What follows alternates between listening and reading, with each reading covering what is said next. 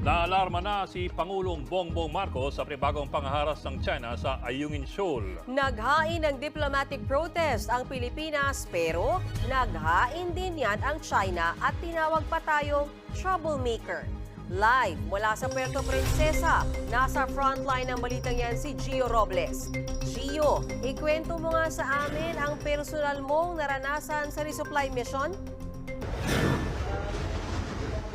Binomba ng tubig mula labas hanggang loob ang resupply boat ng Pilipinas na unay sa May 4 na naglalayag sa Ayungin Shoal.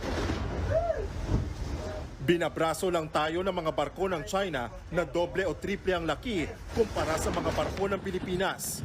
Personal kong natunghayan yan mula sa sinasakyan kong BRP Cabra na naka-escort sa mga resupply boat.